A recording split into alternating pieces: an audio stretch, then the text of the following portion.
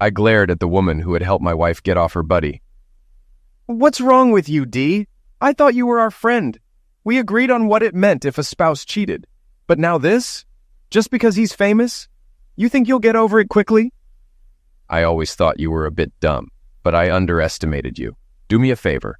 Never talk to me again. Ever. If I'm drowning and you see me, just keep walking.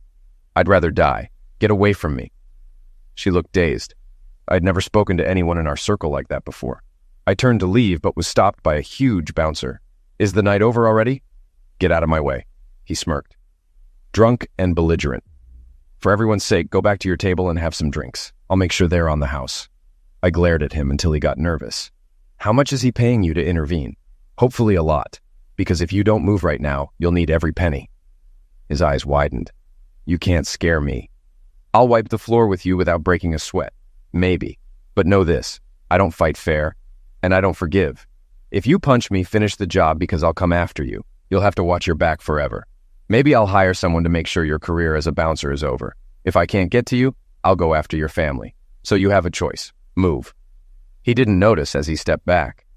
It was funny, really, since he was at least 6'5" and 300 pounds.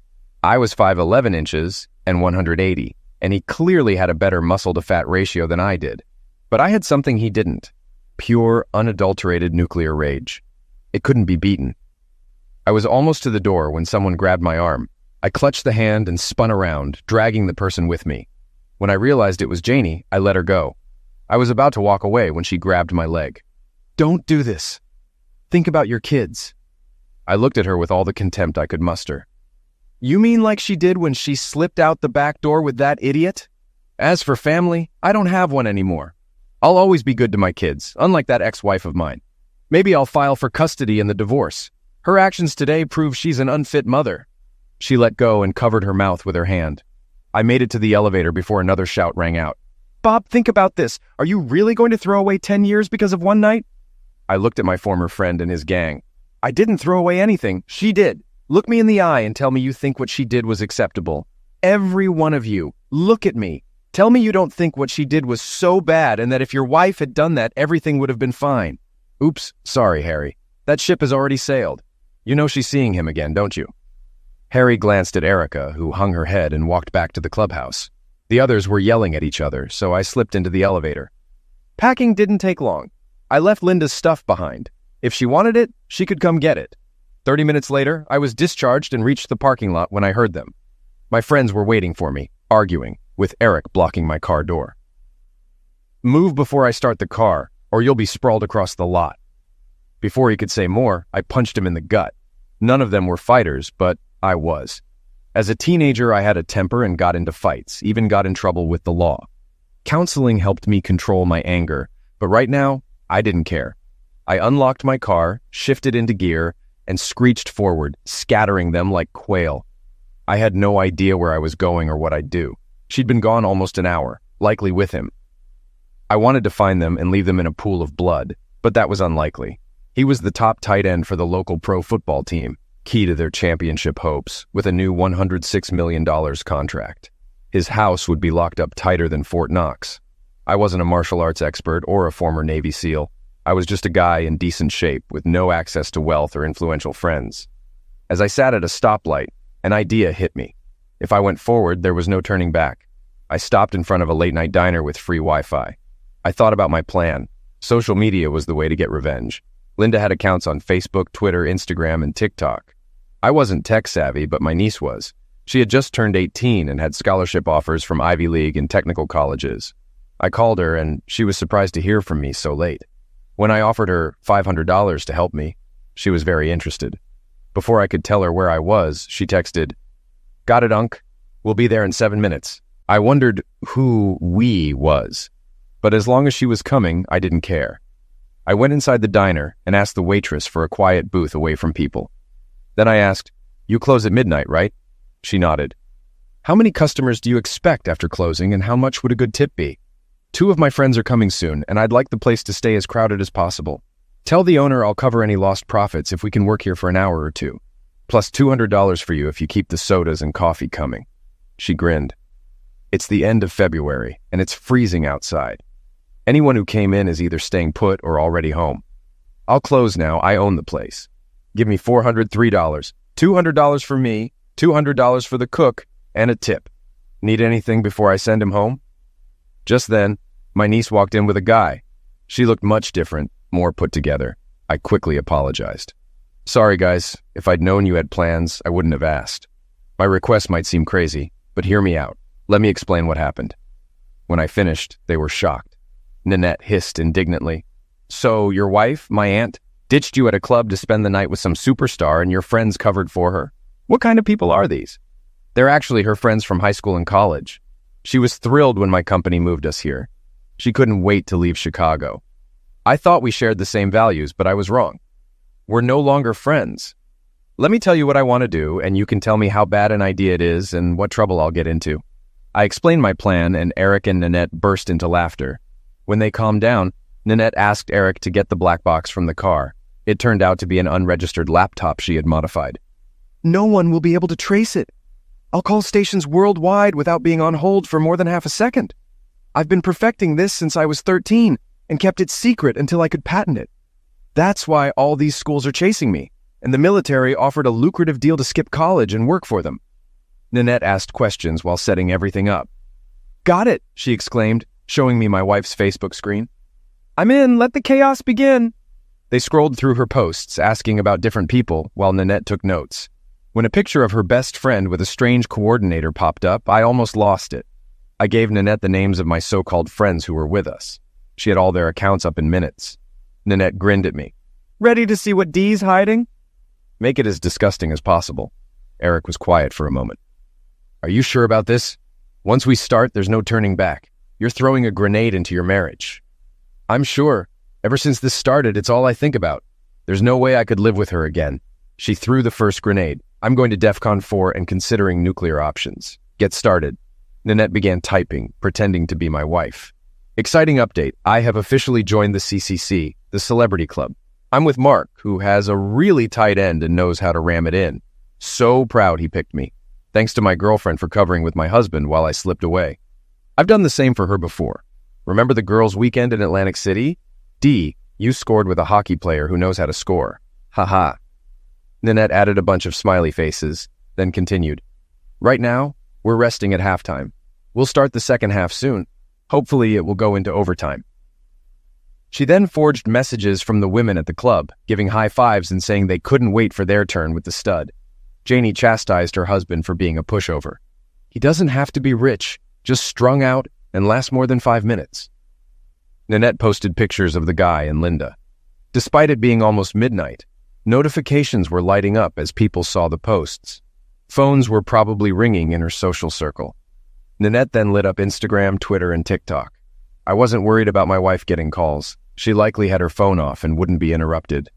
Comments started pouring in. "Is this a joke? I bet your husband doesn't think it's funny. What's going on with you?" This was from her favorite aunt. I wondered why she was still awake. Nanette replied, "This is no joke. I saw an opportunity and took it." How many can say they've slept with someone famous? If you don't believe me, come to his house tomorrow at 10 o'clock. 130 Wyndham Circle. It's a mansion. Maybe you'll see my walk of shame. Or fame. Another person joined in. I didn't know her, but she had over 700 friends spreading the rumor. "Really? You're proud of leaving your husband? Do you think your marriage will survive this? I love my husband. He'll get through this. There might be some hardship, but I'll spoil him, and he'll forgive me. It's just one night, and I'll never repeat it." "Really? Are you drunk? Did you ever think you'd do it the first time? You're delusional. I'm done with you as a friend. Don't contact me. I hope you still think it was worth it in the light of day. It might be all you have left." I recognized the name. It was her boss's wife. That gave me another idea, and Nanette posted everything on the company page. She'll have some interesting conversations on Monday. Another person replied, "It's all nonsense, isn't it? If you think it's funny, you're wrong. Every word is true. We're going to be fine. I have faith in my husband." "How did he ever believe in you?" "The only explanation is you were hit by a Martian horary. I've seen some stupid decisions, but this tops them all. It's almost Darwin Award level, usually ending in pass away. Maybe the pass away of your marriage will vindicate you. I'm with Rosalind. I'm done with you. Don't try to reply because you'll be blocked. God help you." This was from her first cousin. She lived in another state, and I wondered how long it would take for the extended family to find out. Nanette looked sad. She'd always liked Linda. You're destroying her, ripping the foundations of her life out from under her feet. Are you sure you don't want to stop? Not yet. I've got a few more things to do, and then I'm done with her. Literally. We sent messages to the team's website, the NFL office, its charities, the mayor, the city council, and everyone we could think of. Nanette flooded Instagram and Twitter. Posts and comments poured in quickly. Then she found his accounts and did the same. He was seen as a model athlete involved in the community, with 2 charities and constant volunteer work. The team and the league loved him. It was time to bring some pain. Eric found the name and number of a sports writer who disliked the guy. He was annoyed about being woken up, but calmed down when I told him what I had. Eric used a voice scrambler, making me sound like a woman. Stop whining. I'm giving you a story. Mark is with a married woman right now. She was with her husband when Mark pulled her out of the club tonight. Talk to the bouncer if you don't believe me. Her name is Linda Hamilton. She's been married for 10 years and has 2 small kids. So much for the NFL poster boy, huh? We later found out the sports writer was furious because Mark had pulled the same stunt on him. He and his wife had just reconciled after a separation. It was the off-season, and there wasn't much going on in local sports, making the story more appealing. We also sent letters to local TV stations and newspapers. I doubted anything would come of it, but Mark was well-known and popular, and the media would be interested. By 6 in the morning, 2 vans, 1 reporter, and paparazzi were at his gated neighborhood. By 8, someone from the team or central office was pounding on his door. He opened it in his robe, with cameras zooming in. Behind him, Linda, also in a robe, was clearly visible. The cameras clicked frantically. His eyes widened at the sight of the reporters, and he slammed the door shut. The man must have told him the whole story because Linda immediately checked her Facebook page. The house was solid, but her scream could be heard even outside the gate. She tried to close her account, but found it locked. Nanette later counted over 3,000 comments on all media platforms in the first 6 hours. Linda had never been so popular. At 10 o'clock, they finally left the house. Linda had her head covered, but everyone recognized her. I was surprised by the media attention, but he was famous, and it was a slow news weekend. She got into an unknown man's car, and he drove around the house, exiting the driveway. This wasn't their first encounter with paparazzi, who had spotted this entrance too and got a clear shot of Linda as they passed by. The man drove her home, and I wondered what she thought when she was alone. I picked up the kids from the babysitter and took them to my parents' house. I wasn't surprised to see her parents there because we were all close. Both mothers were Facebook friends, so they knew everything. But she wasn't alone. 4 cars were stalking her house, and now they had her address. She got out of the car and ran to the front door as questions rained down on her. Was she his girlfriend now? Had she left her husband for him? Did her husband approve? These questions, particularly the last one, were asked frequently over the next few weeks when I talked to her family. It was stressful. We know what she did. Everyone in the southern half of the country knows. We also know it wasn't her on Facebook. Judging by her actions, she's not that smart. But she was never suicidal. How could you do that to her? Ask her the same question and get back to me. I had no intention of keeping the kids from her, but I wanted a few days for things to settle down. I stayed at a room we rented for our affair. The receptionist looked at me strangely, but gave me a room for 3 days. It was funny to run into former friends checking out as I headed to my room, running on adrenaline and rage after being awake for 30 hours. Dee rushed over. You idiot. Do you realize how much you hurt Linda? It was all for nothing. Just a fantasy she wanted to fulfill. She would have been the same when she got home. No, she was damaged. And when something is damaged, I have 2 choices. Fix it or get rid of it. Linda has damaged our marriage beyond repair, and it's not worth the emotional cost to fix it. I never slept with that hockey player. So, you admit you dated him. You had dinner and went to the dance. Even if you didn't sleep with him, it was a chance to fulfill a fantasy, wasn't it? Hubby will be upset if you tell him. But you can get him to forgive you, can't you? Her group backed away, but at the mention of the hockey player, her husband stepped forward. I'm going to kick your... I told the bouncer, I don't fight fair, I fight to win. I punched him at the hip. As he squirmed in pain, I looked at the cameras in the hall. It's all on tape, dude. Your attempt to attack me in my defense. Remember that as a life lesson. And focus on what you're going to do with your wife. I looked at my former friends. Remember this for the rest of your lives. I'll probably get divorced soon, but I bet I'm not the only one. Think about it and make a decision. I'd wish you luck, but I hope your lives blow up as much as you helped blow up mine." Despite requests and demands, I never slept in my old house again. Linda was very angry at first, not understanding my reaction. She thought it wasn't a big deal. She may have dumped me in the worst way and then spent the night with a stranger, but that was in the past. It was time to move on. After all, he was famous. She wanted to get back to normal. Truth is, she had a thing for him since our days in Chicago when he played there. We used to watch the Bears together, and she even bought a charity poster of him. It must have been a dream come true when he asked her to dance. When she realized I wasn't coming back, she got cowy. She became furious when served with divorce papers citing infidelity. Linda resorted to every threat, but I persisted. She begged for mercy, surprised I had none. She barely kept her job. It was a close call. And it took a while before her boss even acknowledged her. We were ordinary people, but her fling changed that. The paparazzi got to the bouncer, who spilled everything for money. There were at least 3 other incidents at that club. Mark liked to party a lot. I bet he regretted not signing with another team when he left Chicago. The Panthers are in North Carolina, an alienation of affection state. He should have chosen a home outside the state line. My lawyer advised me to wait until the divorce was finalized before going after him. But he, his team, and the NFL went into defense mode. One evening, a man with a briefcase knocked on my new apartment door. "Sir, I'd like to talk." "Go away." I slammed the door and locked it. He pounded so hard I called the police, who made him leave. He shook his fist at my security camera before leaving. Then the new team owner called me. I cut him off before he could start. "Only 4 people have my number. How did you get it?" "Does it really matter?" "Yes." I hung up, went to the phone store, and got a new number. This went on for 8 days until I got another call. "Sir, I represent a children's charity. May I have a moment?" "I already support 3 charities and can't fund another. Have a good day." "Wait, I'm not asking for a donation. I'm offering you money." "Why?" "The founder and main donor is Mark Lee." I hung up and blocked the number. They found my new email and sent long messages about how my actions hurt the charity and caused donations to drop. I called them. "How is this my fault?" "Your accusations against Mark have tarnished his reputation and caused him unnecessary suffering. If you publicly forgive him and your wife, it would reduce the public interest in this case. Let me be clear. This man seduced my wife in front of me and about 50 witnesses, and his thug tried to stop me. She stayed the night with him, and while she won't admit to having lovemaking, we all know it happened. Here's a deal.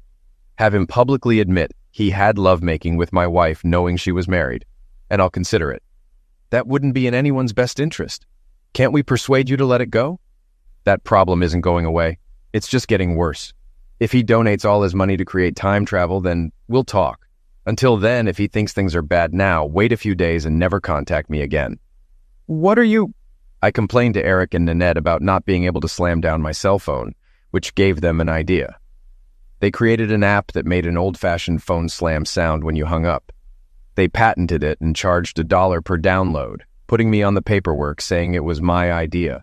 33 cents per download added up to serious money after 50,000 downloads in 2 months. I used the money to buy a real house instead of living in an apartment, and the kids were happy about it. It broke my heart to leave them, but every time I saw her, I wished I had eliminated her on the spot. She was deluded, thinking I'd just accept what she did and move on. Her favorite refrain was, "It was one night." Yes, it was one night too many. Tell me the truth. You knew I'd never let it happen if I found out, which is why you got your promiscuous girlfriends to help you sneak off with your man's strumpet like a thief in the night. That's exactly what you were, a thief. You stole our future, Linda. You and your idiot are to blame. You think he's in pain? No, he's probably laughing. He doesn't care that he ruined a family. She was shocked. I almost never raised my voice, especially not in front of the kids. I don't think I ever did it to her either. Maybe that was the problem. She thought I was weak and wouldn't leave her. The kids didn't handle it well. I sent them to therapy, and it started to help. The therapist didn't belittle their mother, but explained that she made a serious mistake and was now facing the consequences. She invited us to separate sessions, and since I was paying, I got summaries. Linda still denies her guilt and tells the children it wasn't bad enough to justify a divorce. Your daughter asked what she did, and Linda said it was an adult matter she'd understand in a few years. Your son, only 4, memorizes what he hears in the media. She never answered his questions directly. Just said she made a terrible mistake and is trying to fix it. He doesn't believe her and feels a lot of animosity towards her. In the therapy session, I answered the kids' questions as honestly as I could. Yes, I'm divorcing your mother because of what you've heard. She broke a promise and a commitment. You know that when you promise something, you have to keep it. When you become an adult, promises are more serious. She made these promises in front of 200 people, both legally and spiritually. She knew what would happen if she broke them, but she did it anyway. I still love your mother, but I don't trust her anymore. Trust is key. If I promised to pick you up from school every Wednesday and did so for a year but then missed one because I wanted to do something else, how many times would you wait before you realized you couldn't trust me? Would you believe me if I said it wouldn't happen again? I think I got through to them a little and followed the therapist's advice by not saying anything bad about their mother. I told them that while our relationship had changed, we both loved them very much. I only talked about their mother if they brought her up. Linda, on the other hand, did the opposite. She told the kids that she made a mistake, but it wasn't bad enough to end the marriage. She said I was just being stubborn and things would work out. The therapist was furious and told her, "How could you do this to your children? Your husband shows no interest in reconciling. He talked to the kids about divorce, and they understand from their classmates' experiences. They know your relationship is over. You refuse to accept you did anything wrong enough to justify a divorce. I recommend you seek counseling with a married couple. It probably won't help reconcile, but it might help you accept reality and move on. I won't be seeing you again. Thank you for attending." Linda wasn't affected except for the counseling suggestion. Her counselor was good, and the judge ordered 8 sessions. The therapist could stop after 4 sessions if there was no progress or add more sessions if there was. My lawyer tried to gag me, but I stood up and asked the judge to speak. He nodded, warning me to be polite. "Your Honor, I need to be clear. I have no interest in a relationship with my wife other than as co-parents. I will attend the sessions, but refuse to attend more than 8. That should be enough. I'm serious. You can jail or fine me if I refuse, but this divorce is getting media attention, and you don't want it to become a mess. I'm happy to talk to the press. Also, I want her lover to attend one session and explain why he thinks sleeping with married women is acceptable and why it shouldn't affect my marriage. Thank you, sir." My lawyer looked at me like I had grown 2 heads, and the judge seemed unsure whether to laugh or reprimand me. Linda looked like she was about to be sick, and her lawyer seemed desperate to find something to object to. Finally, the judge banged the gavel twice. "I can't send him to marriage counseling if it's not his marriage.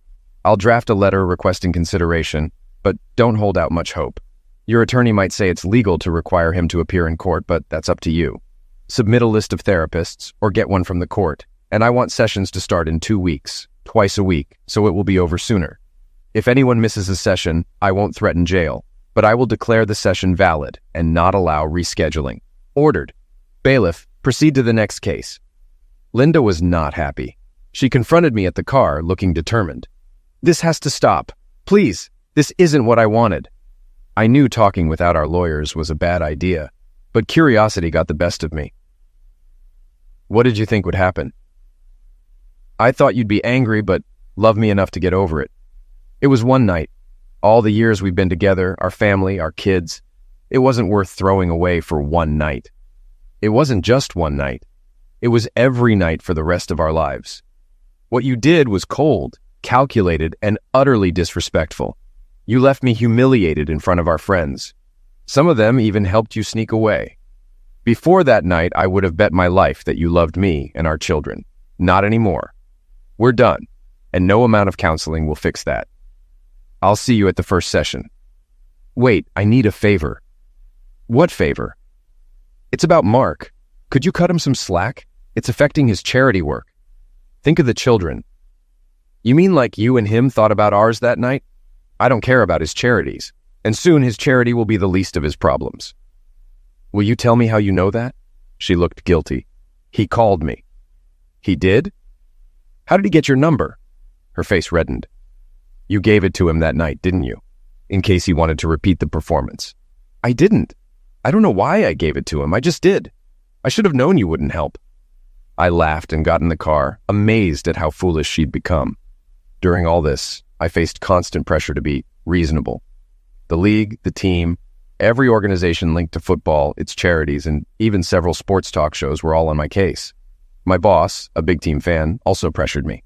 So I found a new job. He realized too late how I'd react and how it would look to everyone else. He tried to back down and keep me, but it was too late. I suspected his future was in trouble, especially after I filed a complaint with corporate HR. It couldn't happen to a more deserving person. Things got so bad that I started documenting every conversation. At first I didn't, but then I did, leading to some very brief talks.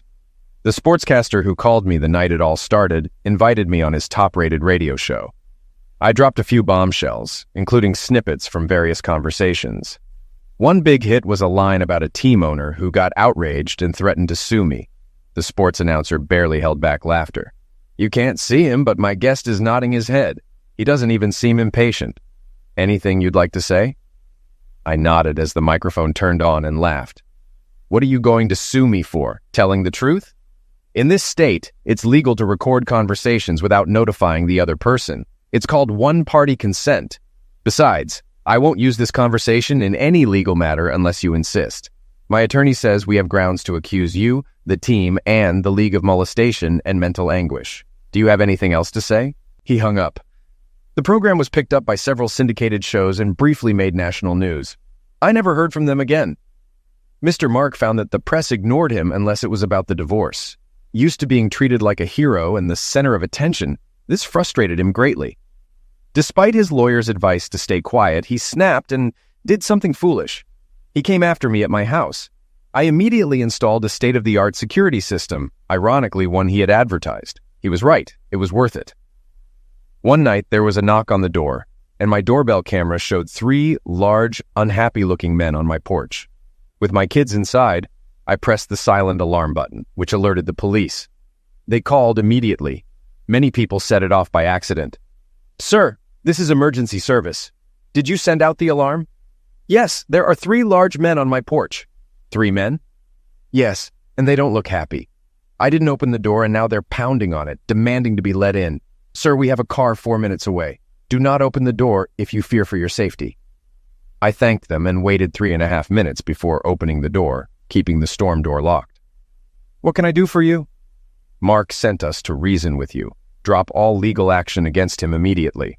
And if I don't, then we'll teach you a lesson in cooperation. Gentlemen, you are trespassing. Leave immediately." The largest man sighed. "Looks like this guy needs convincing, boys." The storm door might as well have been made of styrofoam when he ripped it off its hinges. Just as they were about to enter, a voice behind them shouted, "Police! Stop immediately and turn around with your hands up." The big guy looked ready to fight, but his buddies talked him out of it. Soon they were all handcuffed on the ground. The sergeant took my report and, after reviewing the tapes, charged them with trespassing, which carries a harsher penalty if done with intent to damage. One was a stadium worker, another was a friend of the third who was on the team's practice squad and got expelled. Mark had promised him a spot on the team in exchange for this favor, though he had no authority to do so. The others were promised $1,000 each. It cost Mark more because he had to cover their legal fees.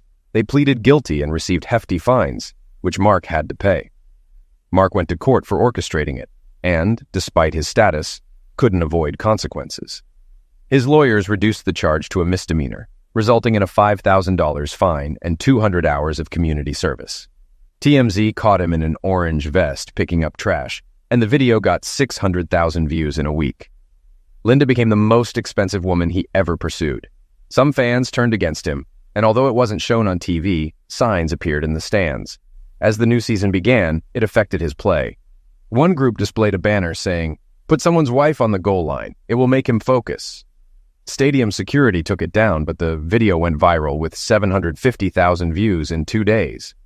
Mark went from being a franchise player to getting little playing time, and one sponsor canceled a campaign, effectively ending their partnership. The law of averages caught up with me. One night, 4 guys jumped me out of nowhere. They punched me badly, leaving me with 2 broken fingers, a broken leg, a cracked cheekbone, and bruised ribs. They knew what they were doing. It took just 90 seconds. Luckily, a coworker came out of the office right after me and shouted, scaring them off. 10 minutes later, I was in an ambulance, and an hour later, in a hospital room for observation due to a concussion. My head was splitting, and I kept drifting in and out of consciousness. Once I thought I saw Linda, but then I blacked out. When I woke up, I was alone. It took 7 days before I could return to work. The cops got some surveillance images from nearby businesses, but nothing identifiable. The officer taking my statement advised me, "If you've messed with anyone, tell me. These guys were professionals. They avoided cameras, wore big hats and loose clothing, so we don't have faces or any recognizable features." I told him my story. They questioned him and he laughed, admitting he didn't like me but claiming no involvement. They didn't believe him, but they had no proof. I had to give up my weekends with the kids. I wasn't fit, and I didn't want them to see me bruised. Linda was horrified, but agreed, and even offered to help. I declined politely. The counseling sessions dragged on, becoming a repetitive cycle for 4 sessions. By the 5th session, the therapist asked us not to interrupt her as she spoke. "We've hit a dead end, and honestly, I don't think we'll move past it. Linda, you won't admit that what you did was wrong by conventional standards, nor that it should affect your marriage. You left your husband in the middle of a club to spend the night with another man, unannounced, and used your friends to prevent him from stopping you. If he had done that to you, leaving you in a public place surrounded by complicit friends, would you have been sympathetic? Judging by your actions here, I doubt it." "Hold on, don't speak yet. Think about it while I talk to your husband." She turned to me, looking sad. "You'll never get her back, that's clear. Your communication shows it, I understand. But let me ask you this. Up until she left the club, you loved her. She was faithful and steadfast. She says it was a one-time mistake, she doesn't understand herself. But it was enough to jeopardize her marriage. She swears it's out of her system and won't happen again. Is there anything left in you willing to try again? I'll let your wife speak first. Please don't interrupt. You'll have your say afterward. Agreed?" She nodded to Linda, who took a moment to gather her thoughts. "You've said I lack remorse. I do have remorse. I never thought it would hurt our marriage. Until the divorce, I knew I had hurt you badly and that you'd be angry. But I never thought you'd react the way you did. I'm terribly sorry for hurting you, and I assure you it won't happen again. Especially now that I know the cost of such actions. Even if you don't completely forgive me, come home and let me make things right." She seemed satisfied with her speech and looked at me expectantly. "You can say whatever you want, Linda, but deep down you knew how much it hurt us. You knew I wouldn't just brush it off and say, 'Well, it's just one time and she says she won't do it again.' That's crap. If I did that, you'd lose all respect for me. Maybe you wouldn't actively seek out another opportunity, but if one came up, you'd take it, knowing I'd forgive. I won't allow myself to be in that position again. The blatant disrespect and the destruction of trust in our marriage were too much. Even if you were gone for just 30 minutes, I'd wonder if you were with him or someone else. Let me be clear. We're not staying married. I'm divorcing you. You can drag this out and use every delaying tactic, but eventually the court will get tired of it and it will happen. Please don't delay any longer." I looked at the counselor. "Are we done?" She sighed.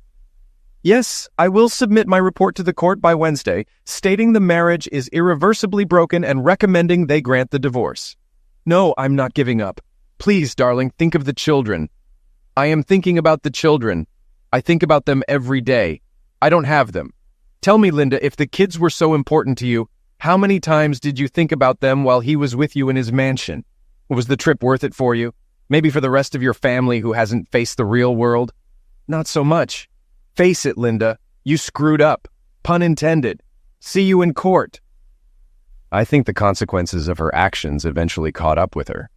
By the end, everyone was exhausted. Her lawyer was tired, my lawyer was tired, the judge was exhausted, and even the bailiff looked aged. After the therapist's report, the judge cut off another stalling attempt and declared us divorced.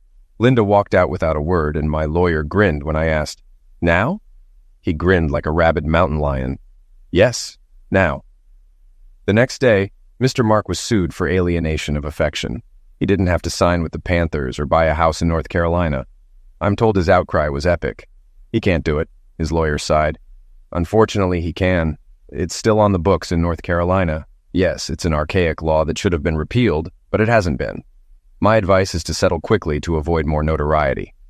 Everyone in Mark's orbit called, his lawyers, charity heads, team officials, even the NFL commissioner, all begging for an out-of-court settlement. The offers kept increasing, and even my lawyer suggested I accept. But I refused. I didn't care about the money. I wanted to drag him through the mud. My lawyer's investigators got the bouncer and team leader to confess they were paid to help. Mark tried to avoid court but had to testify several times. Once, He tried to excuse himself for a Friday appearance by claiming he had to prepare for a rare Saturday game. The judge, not a football fan, said, "Take a later flight and be in this courtroom tomorrow." I think the judge scheduled us late just to annoy him. Mark had charm, and his lawyers tried to stack the jury with women, but my lawyer outsmarted them. They got 7 women, but 3 were over 50 and happily married. 1 was a lesbian, 2 were young and single, and the last was a recently divorced blonde. Of the men, 2 were young and single, and 3 were married and middle-aged. Mark initially denied knowing Linda, but when faced with evidence, he admitted she had been to his house. Then he claimed they didn't have lovemaking, and he was protecting her from her abusive husband. Linda wrote a letter to me trying to explain her thoughts, which we presented in court. No one believed the abusive husband story. The final nail in the coffin was Linda's court appearance. She revealed everything, including that she had slept with him 5 times, not the 3 or 4 she mentioned in the letter. The jury took less than an hour to return with a verdict. The trial included full financial disclosure, revealing he was worth $96 million after 7 years in the NFL.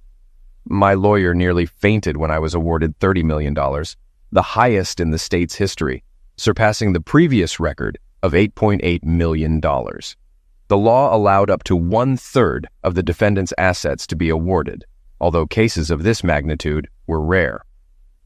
Efforts to repeal this law failed in the state legislature.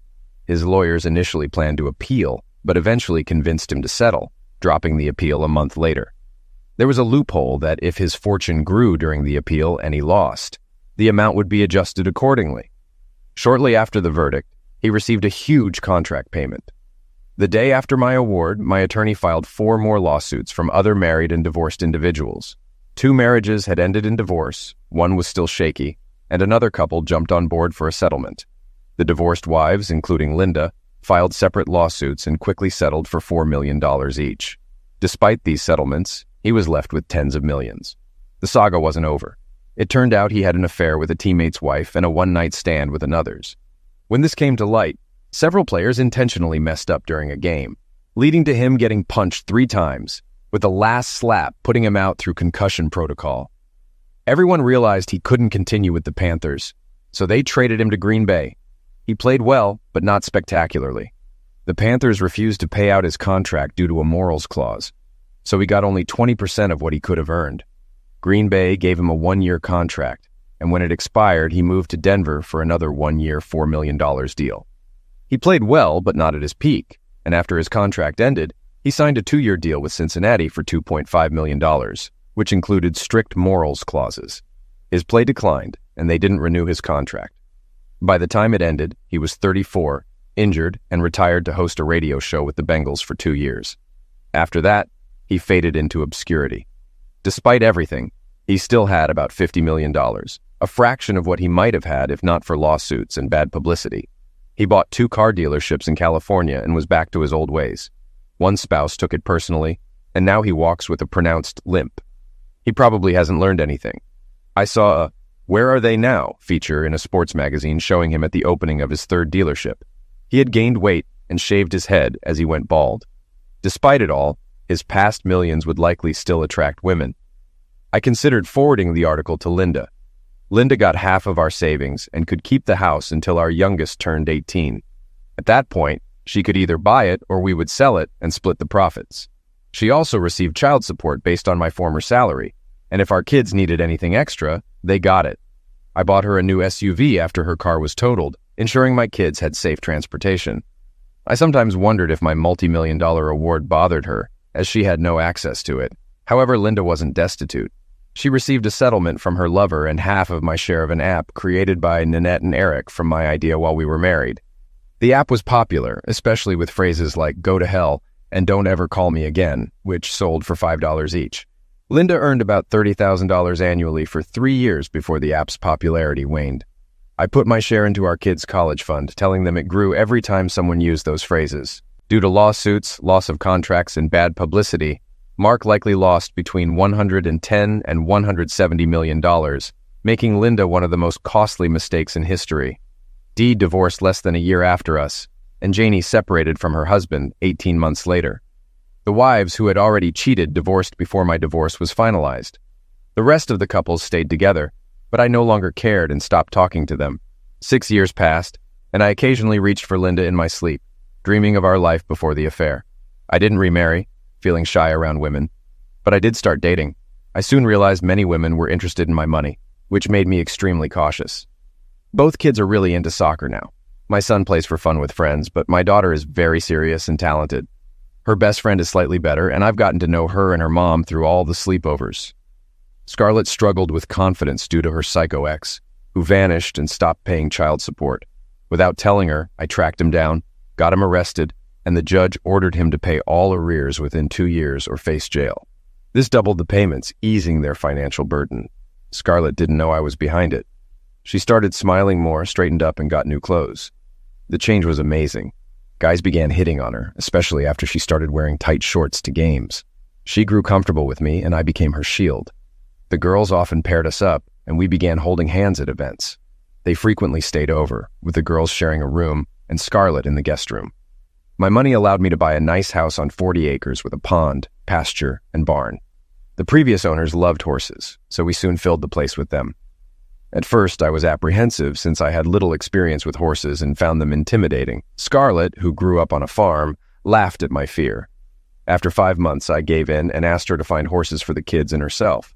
I would cover all expenses, and she would teach them to ride and care for the horses. I agreed to pay, but refused to shovel manure. There was some grumbling, but Scarlett insisted. Either they take care of their animals or we get rid of them. I don't remember when we started making joint decisions about the kids, but Scarlett naturally took the lead, and I followed. That Christmas, Scarlett bought me a horse, a big pinto with a mischievous look. She finally convinced me to start riding with them, threatening to stop spending time with me if I didn't. This panicked the kids, especially as the girls were entering puberty and confiding all their fears to her. My son clearly missed having a mother figure. During the divorce, he faced many issues, and Scarlett was a soothing presence. I picked up horseback riding and eventually took on the task of managing manure. Scarlett directed us to pile the waste, later using it as compost for her garden. I can't recall when I agreed to a vegetable patch, but one day we bought tools and a cultivator. Scarlett struggled with it, so I took over, much to her frustration. After leveling the plot, she could handle it, but for expansion, I was called back into action. The kids pitched in, knowing their efforts meant they could enjoy the harvest. Scarlett shared the tale of the red hen to teach them about teamwork. After dropping the girls at soccer camp, I asked if she'd consider dating again. Her face reddened, but then she laughed. "I'm seeing someone. He's nice, though sometimes clueless." Jealousy surged within me, and she noticed, smiling. "Silly, I'm dating you. We spend so much time together, eating out, watching movies, and going on outings with the kids. I don't know why I even keep an apartment. We're practically a family, spending 5 days a week with you. But it's just family activities?" "Exactly. We've become a family. Your kids already call me Mom when you're not around, and Kelsey plans to take you to school on Father-Daughter Day. It's fortunate she's at a different school now, or it'd be a scheduling nightmare." By then, she was holding my hand. "It's a good thing your son went to science camp. I love you, honey, and I've felt this way for a while. I understand your past hurt, but when was the last time you were with another woman? Can't remember, can you? It's time for a change. Decide now. If you want me, turn right toward your house. If not, turn left and take me to my apartment. Your call." As we reached the intersection, I noticed the left turn signal wasn't working. "Seems like the left turn signal's busted. Guess we'll go right then. Don't want any accidents," she said, her smile bright. "There might be a collision, all right, a verbal one. Kids at camp might hear everything. Let's head home quick," I replied. Just before turning into our driveway, I mentioned the extra bedrooms in our house. "Good thing we've got spare rooms. Kelsey can take her pick." She gripped my arm tightly. "No need for that. The girls want to share a room for now. Maybe we'll need that extra bedroom someday." Once the garage door closed, we embraced for a moment. When we pulled apart, she held my face and spoke earnestly. "I know about your past. I'm not one for clubbing, but when I commit fully. I promise never to repeat the mistakes of the past in any future relationship. You have my word. Is that sufficient?" I gazed into those affectionate eyes and grinned. "Sufficient." Later, she suggested signing a prenup, but after my outburst, she simply chuckled and dropped the topic. For a period, Linda faced significant challenges. The aftermath of our public fallout and the attention-grabbing alienation of affection lawsuit weighed on her like a persistent stray dog. She left her previous job, citing the burden of carrying it every day. Financially stable, thanks to her share of Mark's assets, she took nearly a year off before joining a fledgling firm. Investing $1 million into a startup, she secured a 10% stake, which eventually paid off when the company began to grow. Out of curiosity, I delved into their business, recognizing their potential despite being underfunded. Quietly, I invested $5 million in our children's names when they went public, entrusting Linda with voting proxies. Despite our past, she always prioritized our children's well-being. With her significant investment, she gained control, eventually rising to the position of vice president when the company split. Despite her demanding schedule, Linda thrived, and our children often visited, delighting in their younger sibling. Scarlett, 6 years my junior, agreed to have a child as a condition of our marriage.